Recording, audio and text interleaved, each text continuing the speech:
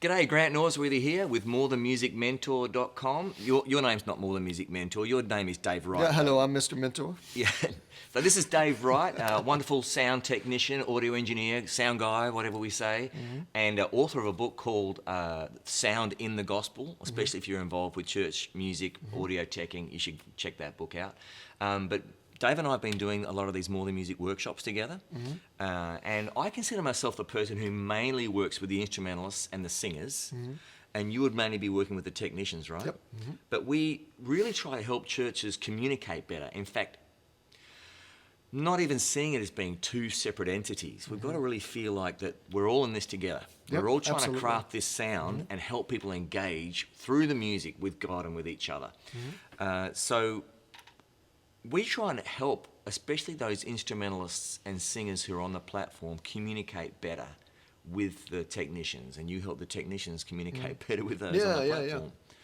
So, it can be quite a frightening situation. Take, for example, a situation where there's a vocalist, they've got a microphone, they're not a terribly experienced singer, maybe they're rostered on once a month, or maybe this is a new thing for them, and they've got open speaker wedges, and they want to sound check their voice, or at least they've been told they have to, because that person usually doesn't want to sound check their voice, right? Right.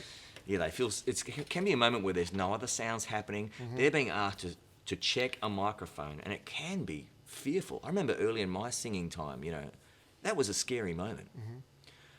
So what could we say to that person to empower them, I guess, to communicate with an audio engineer? Okay. Well, as an audio engineer, I'm thinking about the ratios of the compression and the aux sends, and what levels and where my faders are at, and just, oh.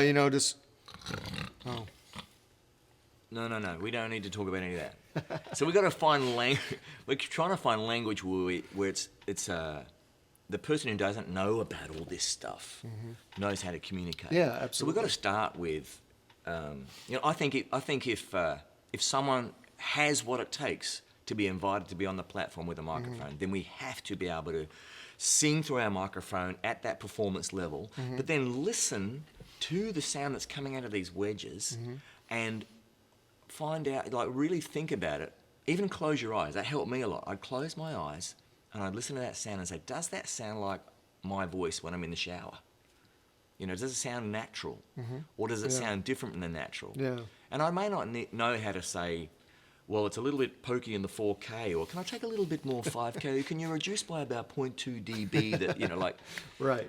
So what sort of words can an audio engineer understand from someone like me who doesn't know all the tech stuff? Yeah, there's a couple of basic language things we could use, like muddy, honky, sharp, pitchy, not pitchy, but like crispy, just hoo hoo ha ha, all the fun sounds that audio engineers make when they're talking to a system. But those do translate to us. So also, letting us know when it's feeding back, if you think you hear some sort of feedback, and just for us audio engineers, it's important for us to get out of this little box here, which looks like a fort most times, and get on stage and listen to what the musicians are listening to, and so we can have that reference, and also kind of deepen that connection, and get out of the box. Yeah, good things. So, singer, just feel empowered. There's no wrong thing to say. Listen to your sound through the wedge, and be ready to say things like, "It sounds like I'm underwater." Or it sounds like I'm walking on broken glass. Audio engineers know what to do with things like that. Just find your way of explaining what you're hearing, and please don't be afraid to say, audio engineer, would you please come up here? I'm confused. Yeah, absolutely. Just name it. I don't know what's going on, but it doesn't sound inspiring to me. I think I'm going to struggle when the congregation's here. Yeah. Please come and listen. You don't mind hearing that, right? Yeah, not at all. And this is another reason why I love this more recent technology. I mean, it's been around for a while, but being able to have an iPad or some mobile way of the audio engineer actually coming up onto the platform. And that part of the fear for those of us who are on the platform is this huge distance. I don't know who I'm communicating with. I can't see them. I can't.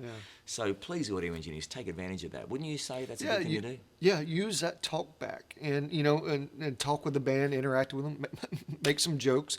Just try to loosen up the mood. And just I think it's really important for the band and for the vocalist to know that the audio engineer has their back and is on the same team, It isn't just trying to be a sound Nazi.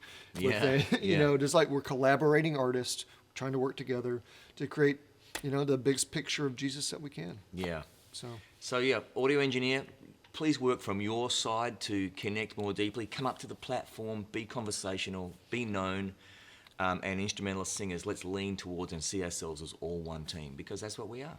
absolutely.